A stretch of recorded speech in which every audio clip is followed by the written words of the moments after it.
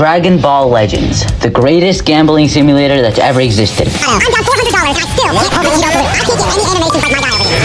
So, if you're just getting started, or if you've been playing for a little bit, or a little while, but you're tired of these sweaty, jobless, no life, and I'm gonna stop myself right there because this is a guide on attack priority and general PvP. We have tested out a bunch of scenarios to show you guys the wide variety of options that you have at any given moment for which attacks and which strategies you can use so that you go from paper rank to god rank.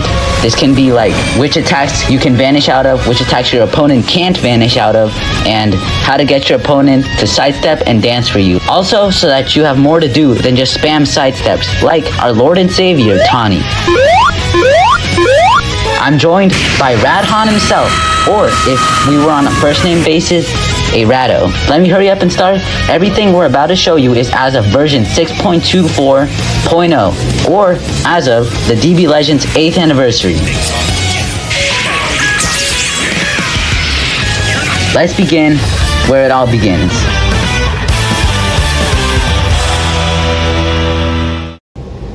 At the beginning of a match, you and your opponent are in mid-range combat zone. So, here are the options you have at your disposal during all mid-range situations.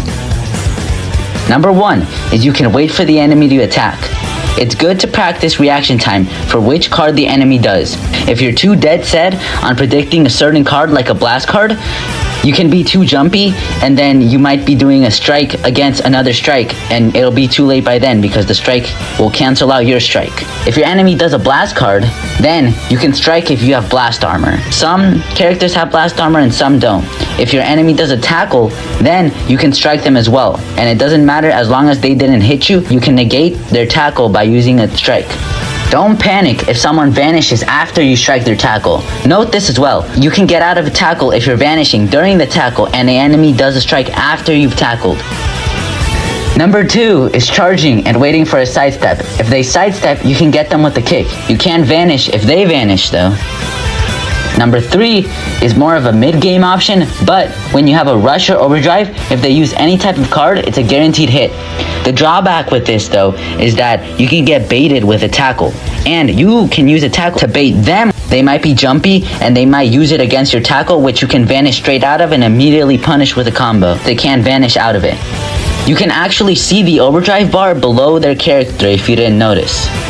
If none of these options are appealing, then you can also float back, but be careful because if they catch you mid-floating back with a card, then it's a guaranteed hit and you can't vanish. However, if you make it to long range before they hit you with the card, then you can actually give yourself extra time to react and vanish accordingly. That was pretty much it for mid-range. There are some more strategies later that are useful in mid-range, but since they are useful in most ranges, they have been placed in their own section. Our next range we'll talk about is close range.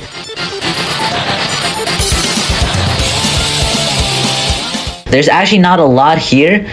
Very dangerous though, and you kind of have to have a plan already set in place before you force yourself into this position.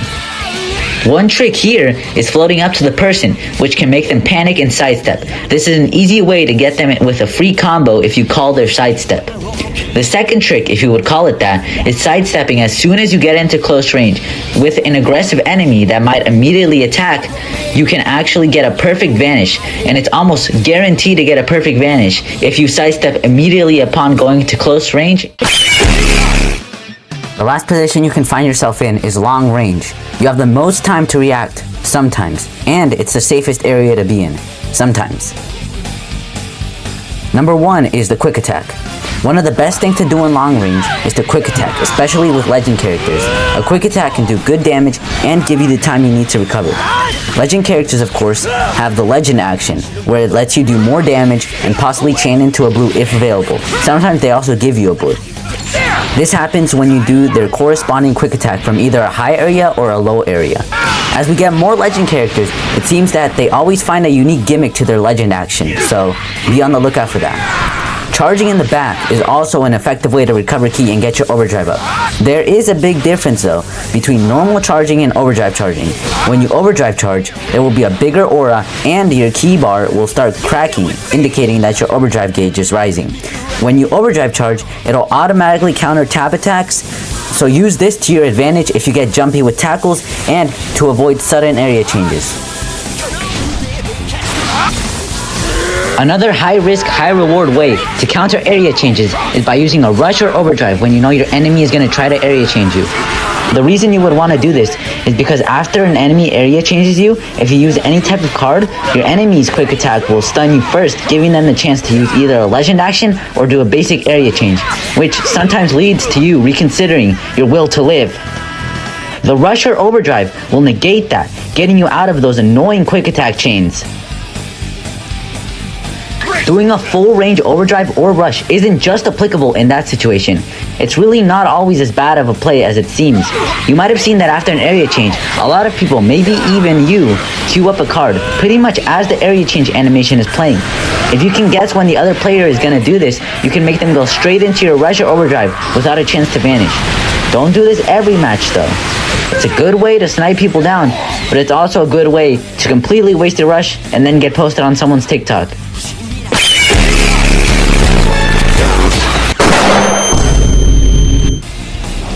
Let's move on to one of the most well-known techs in this game, strike canceling. Strike canceling is when you use a strike card, but instead of going the full range, you sidestep halfway through. If your opponent tries to use an attack against a strike, you will be able to vanish, usually getting a PV, but your opponent won't be able to vanish if you do a follow-up attack right after the strike cancel.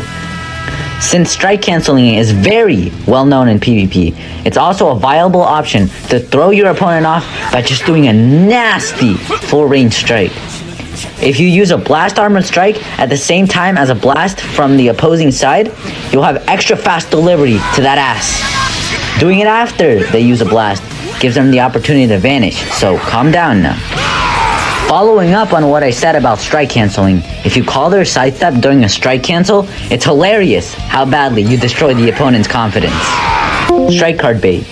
Again, like the blast tab bait, if you use a strike and your opponent foolishly tries to get you with a long range blue, you don't even have to vanish, because you're not stuck in there with them, they're stuck in there with you. It's on some cooler shit.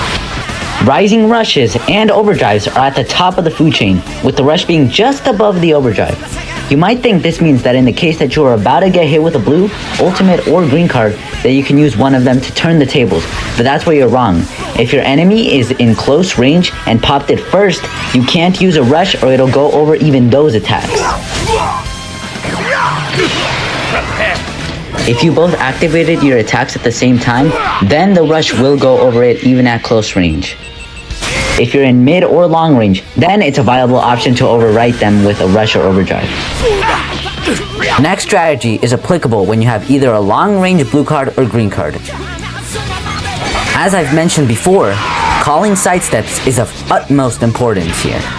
What you can do with your long range blue card or your long range green card is you can catch people with those cards from long and mid range when they are sidestepping. So if people are sidestepping at long range, then just use a character with some sort of ranged card to call their sidestep and do a ridiculous amount of damage sometime.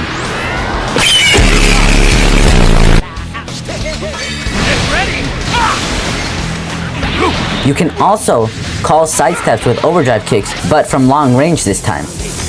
It's possible to do this from long range because it's that fast. But you can also counter this if your opponent is trying to kick you by either tap blasting, which stops them dead in their tracks, or using a card when you know they're about to kick and catching them into your infinite combo.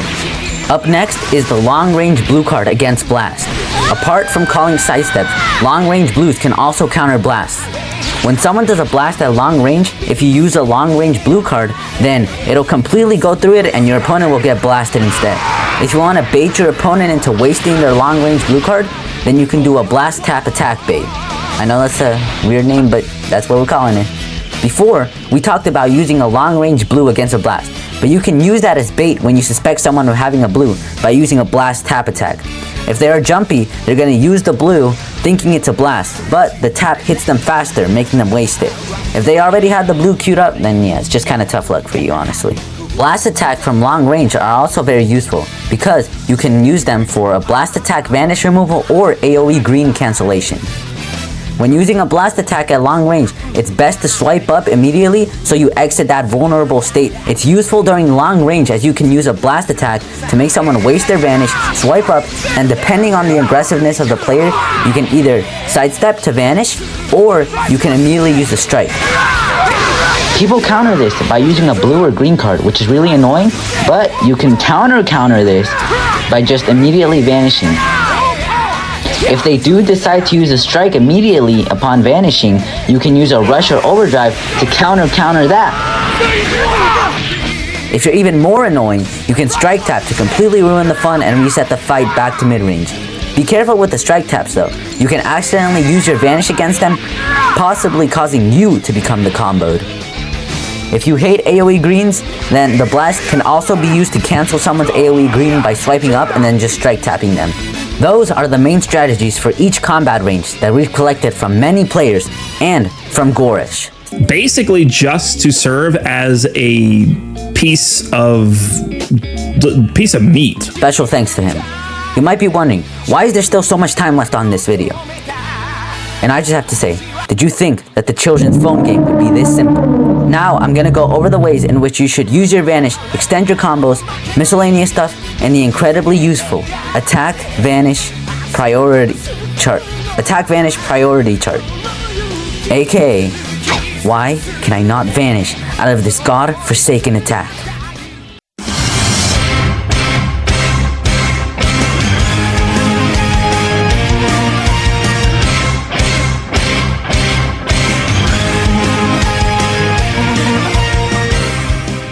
So, vanishing.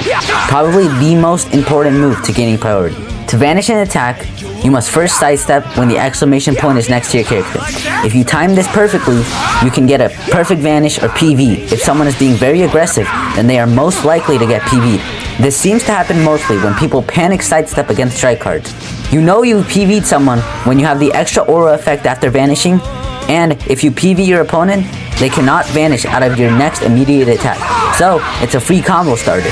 But since you need to sidestep to vanish, if there's no attack, you'll just sidestep. If someone is mid-sidestep, you can catch them with any attack.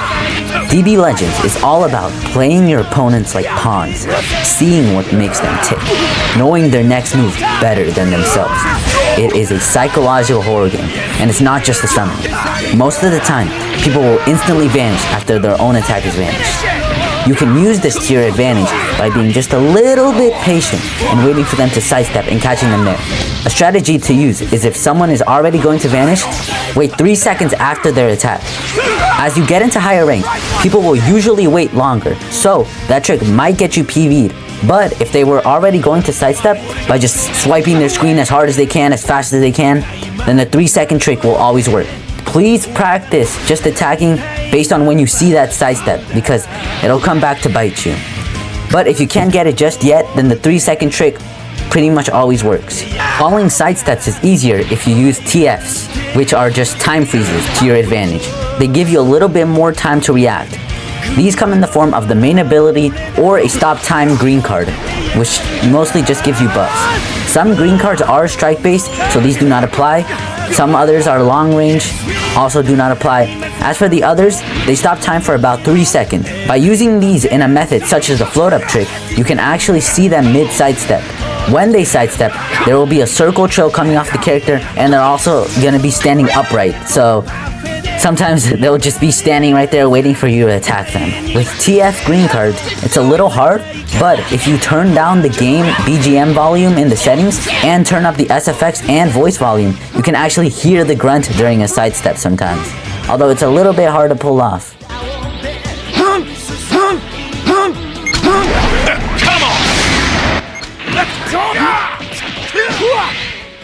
You still can't hear the grunt? Then pay attention to the very faint wind effect right after the green card is over.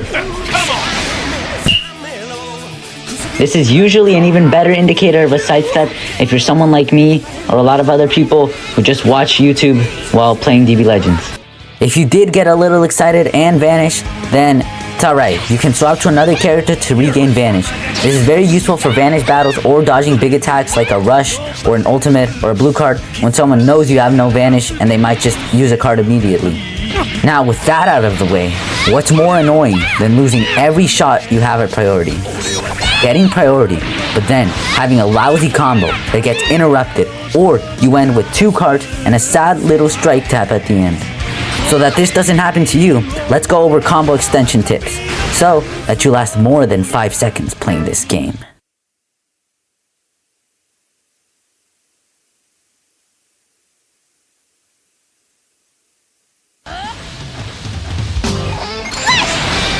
Let's begin with cover null. With cover null, as most of you know, cover nullification allows for longer combos without people using cover change to stop your combo. Most of the modern top tier characters have a way of getting cover null based on things like entry or on a green card. The way you can tell you have cover null is if you see the red cancel icon that has a person inside of it and sparkles surrounding it on you or your opponent's unit. You mostly want to keep that cover null going for as long as possible. If your cover null is about to run out and you have no options to switch or use an extender like a green card or gauge fill, then this is one of the best times to spam all of your cards at once to do as much damage as possible before running the risk of a cover chain. Believe it or not, but it takes new players a while before they realize that that same little red sparkle icon appears on your units as well when the enemy has cover null on you. Practice guessing which card your opponent will use next based on their typing. Like a ranged character will mostly have a blast card next.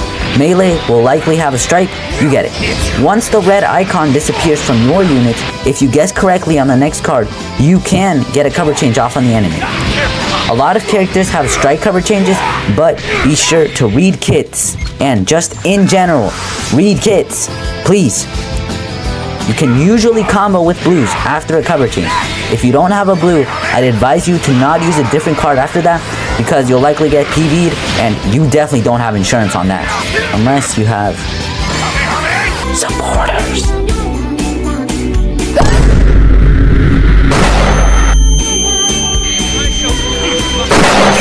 Mega Man, is my combo just over if I run out of cover null and I only have strength or blast cards? First of all, it's the Mega Manic. And second of all, remember when I said you have to play your opponents like pawns? If you know that your cover null is about to run out, or it's already run out, and your opponent's units can definitely cover change your next card, then you can use a drop combo, where you wait a little bit longer for your next attack, just enough to make it so that they could vanish if they didn't swap already. If your enemy queued a swap in an effort to cover change you, the character will swap in, but since you dropped the combo, they won't cover change you, and they'll be completely vulnerable to your attack. It's a risky play in the event that your enemy calls your bluff and just vanishes your attack. So, it's more likely to work when the opponent's unit has low health and they likely want to keep their unit alive. Dropping a combo also resets the damage decay on your combo, since every card after your first gradually decreases in damage. So, dropping can also be useful when wanting to use the full potential of a blue or ultimate card, as well as any active gauge, like certain UGB 2.0s.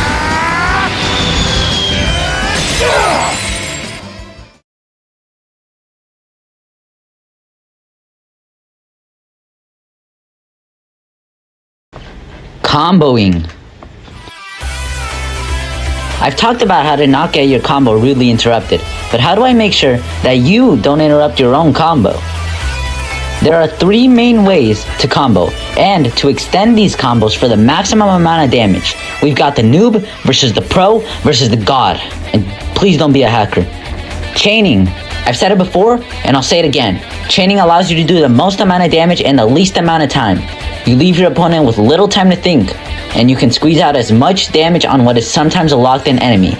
And, like I've said before, you squeeze out as much damage as you can before your cover null runs out. The drawbacks to this are that you will run out of cards quickly unless you swap out, or have a lot of active gauges. Sidestep combos. This is the first and easiest advanced combo method. You swipe up and sidestep. After that, you use your next attack. By doing this, you extend your combo, which gives you more time to draw another card. Each time you do it, you also restore a little bit of vanish back each time. It's actually pretty hard to mess up, so don't. Charge step combos. Speaking from experience, charge step combos are the hardest to master, but all it takes is a rhythm.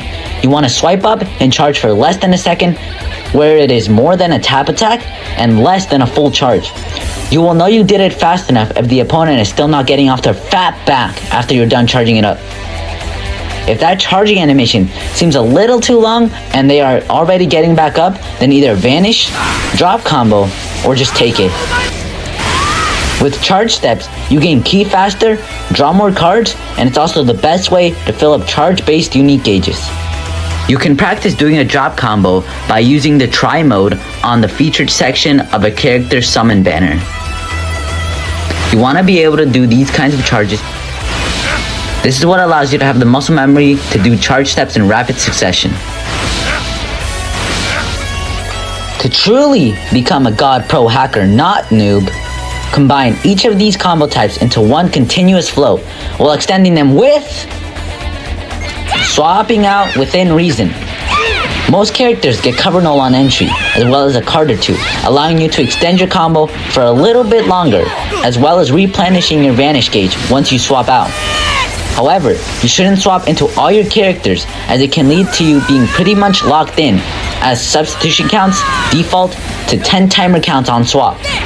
While some characters reduce substitution counts, this can vary, so under normal conditions, you should only extend your combo with one extra character to avoid that.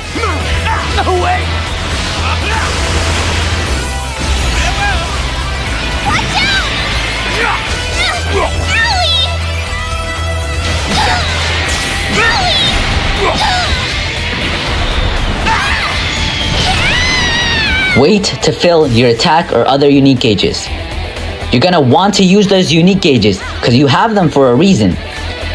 If you are about to run out of ki or cards, but your attack gauge or similar gauge is almost full, then you should try to fill it up, given all it needs is, let's say, one more card. If you're not LF Metal Cooler, the unique gauge refreshes things with more ki, a couple new cards, cover null, and more.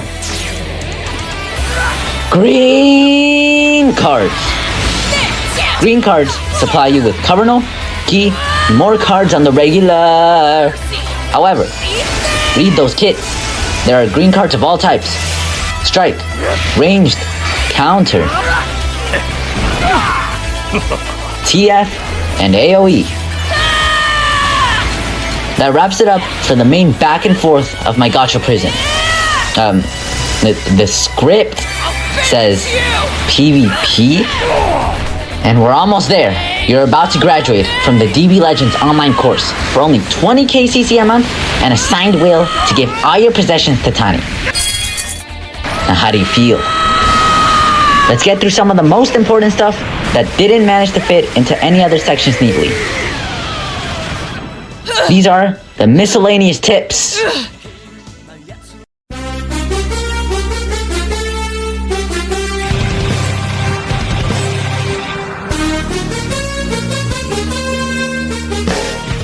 A lot of attacks, like Ultimate, Blast,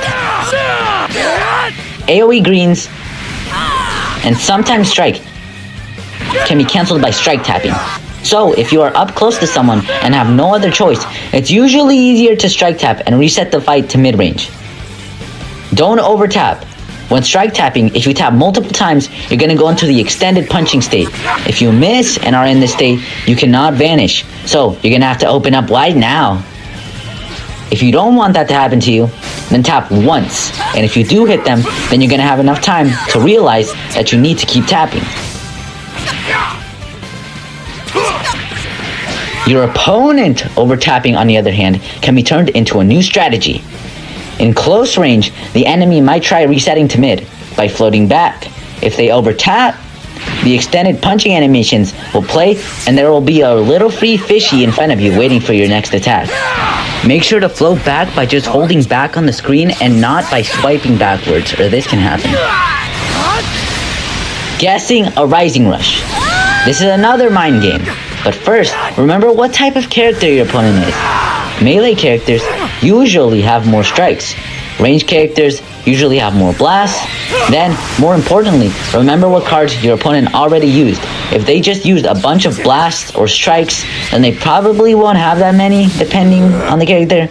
blue and green cards are probably most optimal to choose if you're the one rushing, as sometimes the opponent might just not have either of those cards. I'd say greens are your best bet, but that kind of thinking is what other high-level players are expecting as well. Sometimes, if you do something only a bot would do, chances are that it might just work. That's just the tip of the iceberg though. I'm gonna blast through the rest of these if you don't mind. You won't mind. If your opponent uses a strike and you vanish it, they won't be able to defend against an AoE green or active gauge. By the time they vanish, it's too late. Take this as you will. If you rush with an overdrive and get vanished, the overdrive can still be activated. You can clash with rushes, overdrive, blue cards, basically any cards or attacks of the same power scale.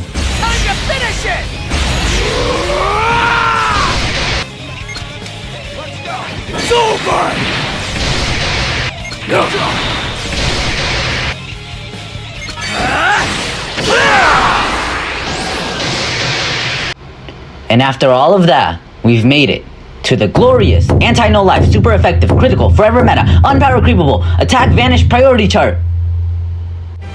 With the attack vanish priority chart, you won't be like, It's time to rain down divine judgment upon you. how can you vanish? How can you vanish? What? I expect to. Alright, so, as you can see here, I've taken the time to make the DBL attack vanish priority chart. So, please thank me in the comments for this one.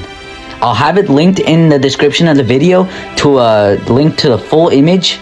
I'll find a way to do it somehow. So, how this chart works is that there's the arts card in range, the attack name, just can you vanish this, and then can you vanish it in close range, mid range, or long range. You know when you use an attack and your opponent vanishes it and immediately doesn't attack, but you can't vanish? That's what this is for. So if you miss your attack and your opponent immediately attacks afterwards, then can you vanish if you use that attack? This is good for when your opponent does some random card and then you know it's just a free combo.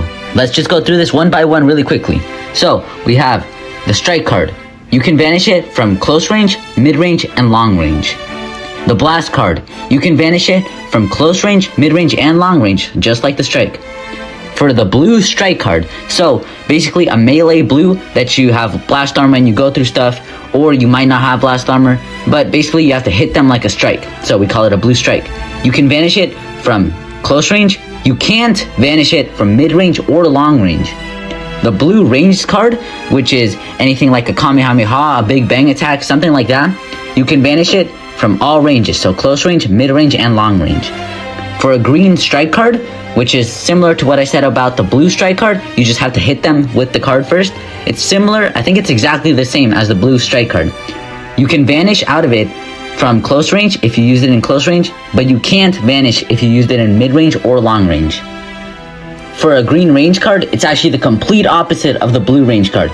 You cannot vanish if you used it in any range. So, you can't vanish if you used it in close range, mid range, or long range.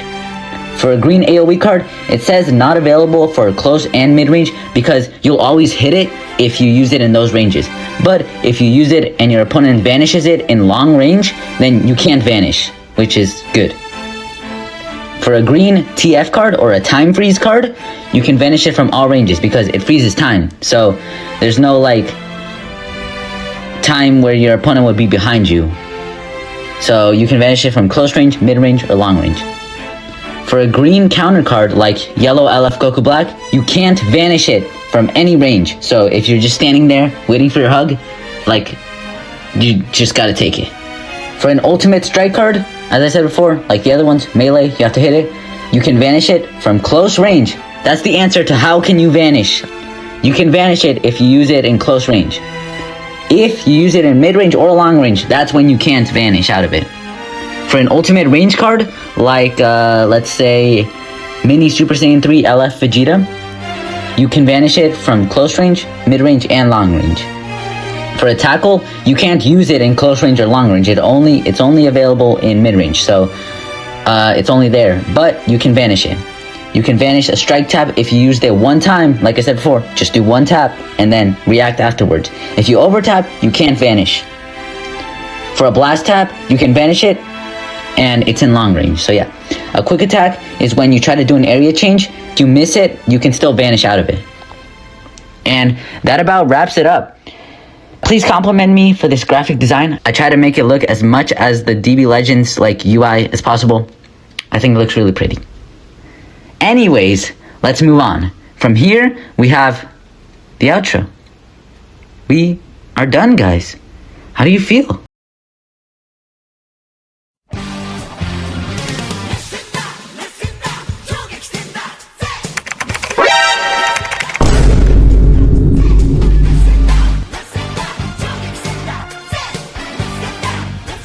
With all the options for not getting cooked in this game, you'd be right to wonder why you're still losing.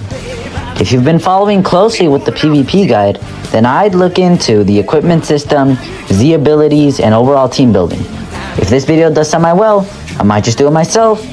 But at the end of the day, DB Legends is a gacha game, and while you can do very well with only one copy of a meta character, don't stress out if you're getting one-shot by 14-star units. That's why this game is able to be so generous with CC. That's also why CC is so expensive. You can either make this a completely pay-to-win game, or show that even a low-class warrior can surpass an elite if he grinds hard enough. You save up the most CC by just playing a little bit every day and having at least a little bit of luck. Hopefully now, you're able to do a little bit better in PvP, and I know I'm going to be back to hearing my voice for however long this video is every time I lose a game. Big thanks to Orato for helping me record this footage and for being my little punching bag. But that's it for me. The Mega Manic is out.